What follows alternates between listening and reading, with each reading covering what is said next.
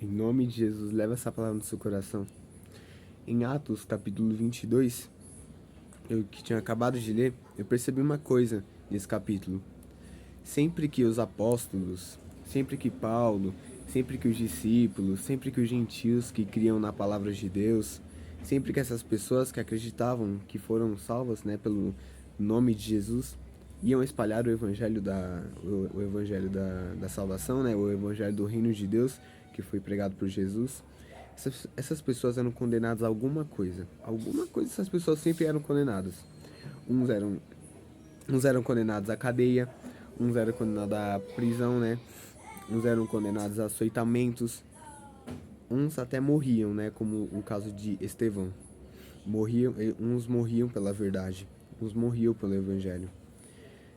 Sempre que essas pessoas, tipo, essas pessoas que, sem ser no caso de Estevão, que Estevão mesmo, assim, morreu, assim, pelo evangelho. Estevão mesmo, que morreu pelo evangelho, né, tipo, ele é um outro caso, que é Estevão era pra mostrar às pessoas que morreriam pela verdade, né. Estevão, no caso, foi um homem muito de fé, né, um homem cheio do Espírito Santo que morreu pela verdade, né, mas sempre que Paulo, Pedro, João, os discípulos, os apóstolos, os gentios que iam pregar a palavra de Deus eram condenados a alguma coisa, prisão, cadeia, açoitamentos ou até a morte, como Paulo muitas vezes já foi condenado, Deus ia lá e salvava eles. Deus ia lá e livrava eles. Deus ia lá, colocava sua mão e livrava eles. Atos capítulo 22 está falando que Paulo, por um juramento dos judeus, por um juramento de mais de 40 homens juraram que não comeriam, não beberiam, até que Paulo fosse morto. E Paulo estava sendo condenado à morte, né? Esses judeus estavam armando ciladas contra Paulo. E o tribuno, que estava julgando Paulo para ver se ele era inocente ou se ele era culpado, ficou sabendo disso através do sobrinho de Paulo, né? Através do filho da irmã de Paulo. E o tribuno, sabendo disso, ele livrou Paulo, né? O tribuno mandou soldados, cavaleiros, arqueiros, para levar Paulo até Cesareia, né? Para que lá ele meio que ficasse protegido, né? E assim, sempre que essas pessoas iam pregar o evangelho, elas eram condenadas a alguma coisa, mas sempre Deus protegia elas, sempre Deus livrava elas. Em Atos capítulo 18, versículo 9 e versículo 10 diz assim, ó: E disse o Senhor em visão a Paulo. Disse o Senhor em visão a Paulo. Paulo teve uma visão. Não temas, mas fala, e não te cales. Versículo 10. Porque eu, que é o Senhor, sou contigo, e ninguém lançará a mão de ti para te fazer mal, pois tenho muito povo nesta cidade. Ou seja, ou seja, Deus está falando, prega o evangelho. Deus está falando para nós aqui, né? Prega o evangelho. Nesse livro de Atos todos, está falando sobre a nossa missão, né? A nossa missão, o nosso chamado nessa terra, que é pregar o evangelho, levar almas para Deus. Mas não para mérito nosso, não para a nossa honra, mas para a honra de Deus. E Deus está falando, prega o evangelho, não te cales, mas fala, não temas, fala, prega o evangelho, porque eu sou contigo. Eu sou contigo e ninguém lançará a mão de ti.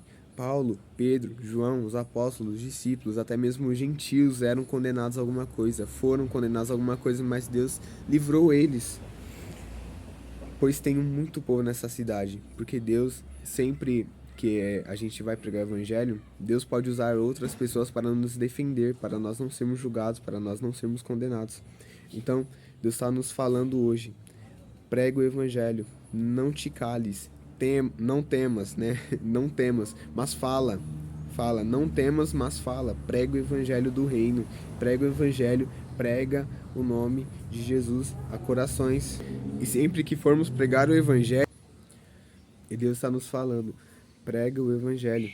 Deus, sempre que nós formos pregar o evangelho, Deus sempre vai estar conosco. Deus sempre vai nos dar as palavras certas. Deus sempre vai falar ao nosso coração, falar através da nossa boca. O Espírito Santo sempre vai falar através da nossa boca para que a verdade seja pregada aos corações, né? Para que a gente não fale mentira, mas que a verdade chegue aos corações de quem precisa ouvir, né? Ou seja, sempre que nós tivermos uma palavra, sempre que nós fazemos nosso devocional, sempre que nós formos ler a Bíblia e Deus nos tocar, se Deus também tocar em nosso coração de gravar alguma coisa, de pregar, como eu, às vezes Deus toca no meu coração de gravar um vídeo. Sempre que Deus falar ao nosso coração para nós pregarmos o evangelho a alguém, a gente deve pregar o evangelho porque Deus está conosco e não é pra gente se calar, não é pra gente temer, mas é pra gente falar, é pra gente abrir nossa boca. Mas também a gente pode pregar o evangelho com as nossas atitudes, né? As nossas atitudes mostram também que nós somos os discípulos de Cristo e mostra que também nós servimos a Jesus, mas tipo, não é sobre nós, é sobre Ele, né? As nossas atitudes mostram que Ele reina, que Ele vive e que o nosso coração assim tá voltado para Ele, e a gente pode até inspirar pessoas a isso, né? A gente pode até inspirar pessoas a voltarem, ou inspirar pessoas para conhecerem, ou até mesmo Deus tocar no coração de pessoas. Ou seja, prega o evangelho, não te cales, fala, porque Deus está contigo, Deus está conosco. E sempre Deus vai nos ajudar a pregar o evangelho, porque essa é a vontade dele. Pregar o evangelho, nós pregamos o evangelho, é a vontade de Deus. Ou seja, não temas, não te cales, mas fala, prega o evangelho, em nome de Jesus. Em nome de Jesus, leva essa palavra no seu coração.